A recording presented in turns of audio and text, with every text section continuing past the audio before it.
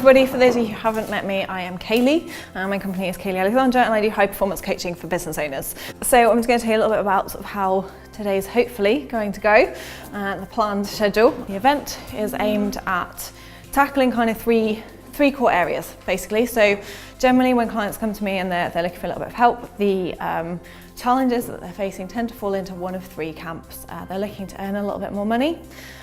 They're looking to work fewer hours, maybe they're working all the hours God sends at the moment, or they're looking to enjoy what they're doing a little bit more. Maybe the lack of money and the long hours have left them feeling a little bit overwhelmed, a little bit unrewarded, a little bit unmotivated, or it might just be that you're great at what you do, but the role of business owner is a little bit new to you, and generally I find those are the three areas that people are looking for a little bit of support from me in. So I've tried to kind of build the event around those three areas.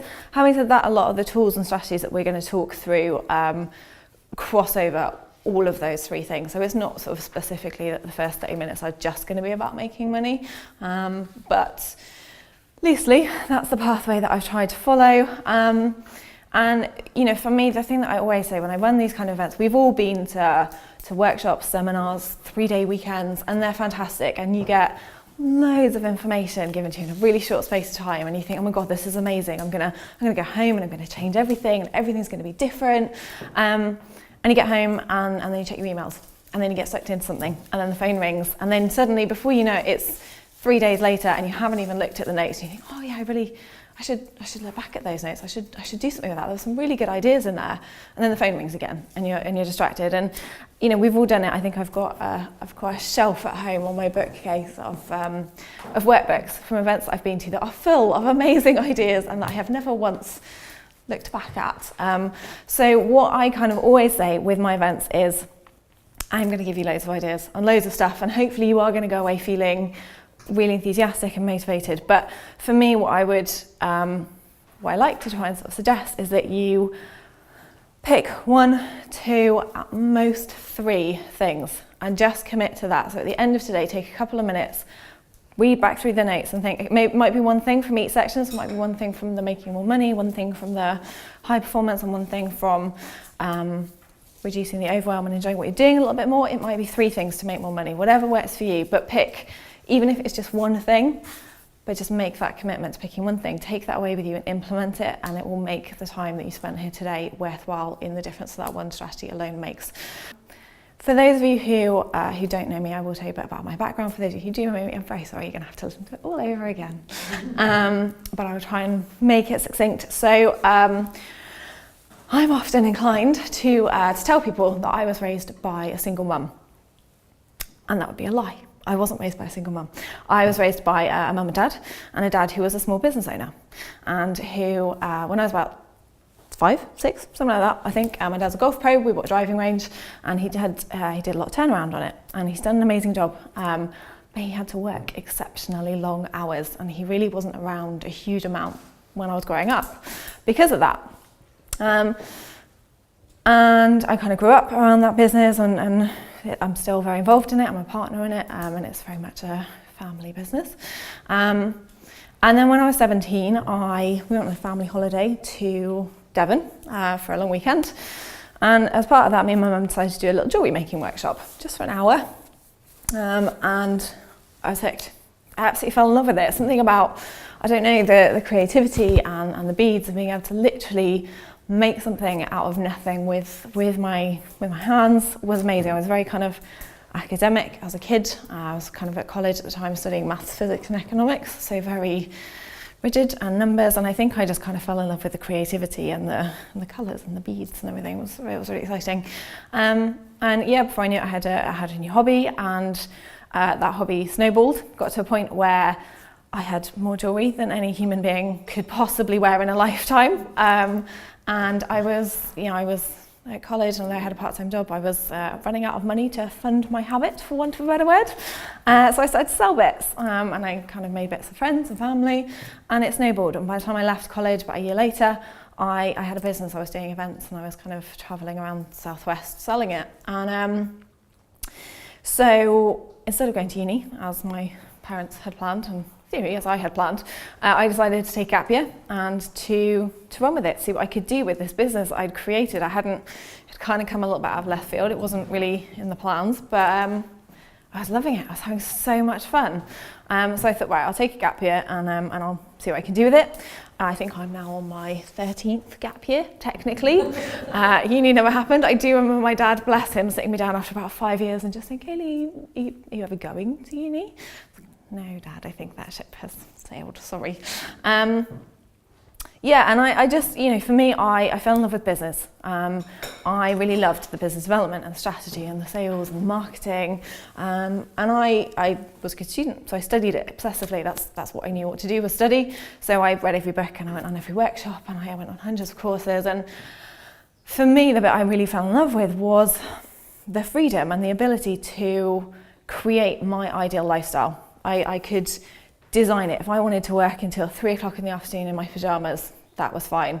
And if I wanted to work until 4 o'clock in the morning one day and then sleep for 2 days, that was fine. I could do whatever I wanted. I could design my life to look how I wanted. And that was the bit that I fell in love with, was that concept. But in the first probably 8 years of my business journey, business career, I fell very short of living my ideal lifestyle. I very much followed in my dad's footsteps and I worked all the hours God sent. I worked 70, 80-hour weeks. My cash flow would go up and down. The jewelry business particularly was very seasonal. So for 3 months of the year, I was raking in and I was rolling in and I was loving, this is amazing, next year's going to be great. And then come January, it would go dead for a few months. And the cash flow was very up and down. My stress levels were very up and down. In those 3 months, I would work, sometimes 100 plus hours a week. And it was this kind of constant feast famine. I kept kind of telling myself, okay, well, I'll work really, really hard now, and then I'll get there, and then it'll be fine. Then everything will change, and everything will be different. And I just never quite got there. Whenever I got there, then the goalpost just moved further out, and I had to get there, and then I got there, and I was like, God, this is just never ending. And I, after about sort of 5-6 years, moved away from the jewellery and went into property investment. And that was really my first kind of experience of coaching. So I joined a mastermind program, paid a lot of money to join the mastermind program, and I learned a huge amount. And I actually got some support around me for the first time. And the difference it made was phenomenal. My results suddenly really, really accelerated. And I kind of managed to achieve a couple of goals that I never would have achieved without that support. And it really kind of showed me the power of coaching and what that can do for you. So I was at 23 at this point, and we went into property investment, and I managed to buy a property, and I think I made about £50,000 on that one deal within a couple of months of being on the programme. And that's just not something that I ever thought was within my kind of capacity to do. We still got the property. We're actually just selling it at the moment, which is a little bit sad, but I'm ready for the next phase. So I really liked property, and I loved the coaching program, but property is actually quite isolating. You don't really get any client relationships. It's just you. I didn't like that, so I moved into business development, set up a business development company with one of my best friends, and her background was kind of PR and events, and I was bringing all of my sort of marketing, business development experience and hats into play, basically. So we worked with companies and did a lot of strategic partnerships. So we had a couple of social enterprise clients, and we got to set them up with some of the big name charities in London, like Amnesty International, the RSPB, and that was amazing. It was really, really great to get to work on projects that had a real kind of social and charitable element to them, and also just to get to work with big companies like Amnesty International and the RSPB was kind of just a bit of a challenge to get in there and to set up those partnerships and make that work for our clients. Yes, my business partner was pregnant when we set the company up. As it turns out, kids change things. Who knew? Very naive on both our parts. So yes, Kerry made the right decision to be a mum, and we decided to shut the company down. And around that time, I had some kind of family stuff going on as well, and I was feeling really tired all the time, really tired, really stressed, and just couldn't quite work out why. There was a lot going on, so there was always a reason I was tired. As it turns out now, I had glandular fever, didn't pick up on that at the time. I think I was a little bit distracted. But not knowing that, I decided to run a couple of half marathons, as you do.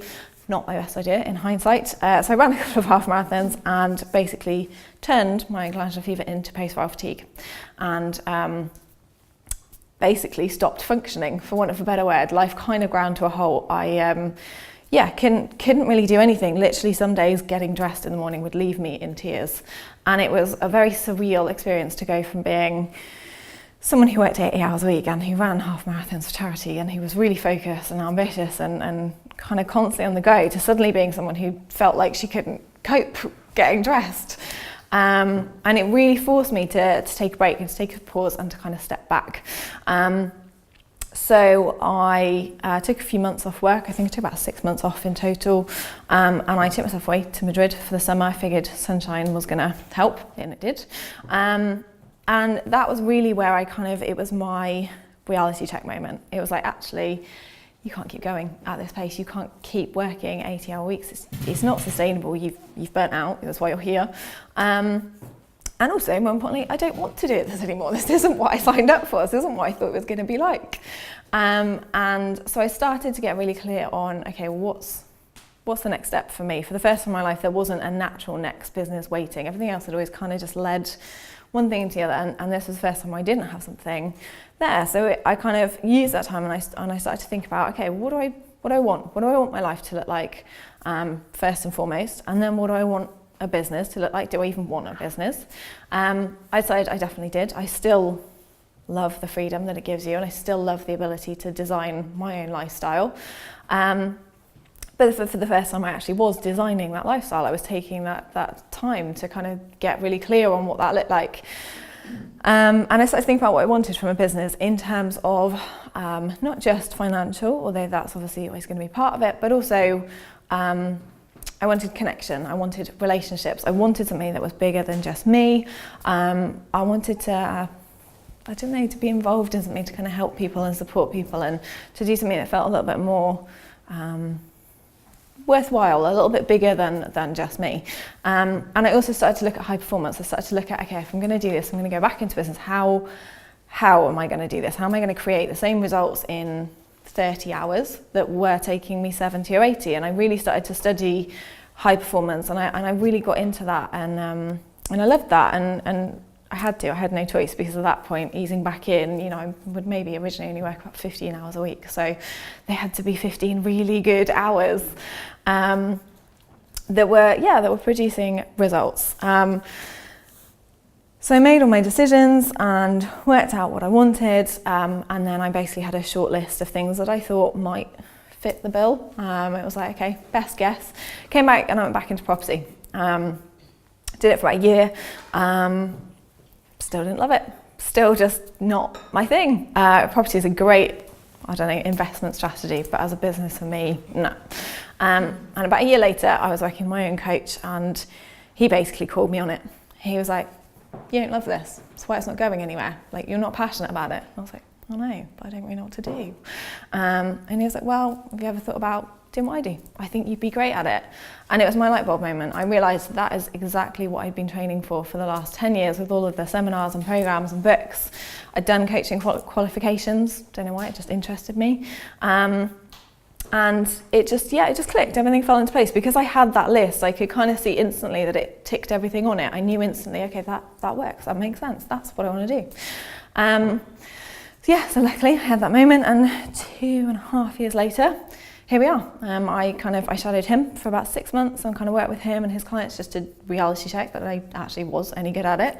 And I was good at it, but I never would have done it without his support. I needed someone else to, give me permission, for want of a better word. I needed someone else to believe in me. I was 27 at that point, and I think I felt I was too young to be taken seriously as a business coach.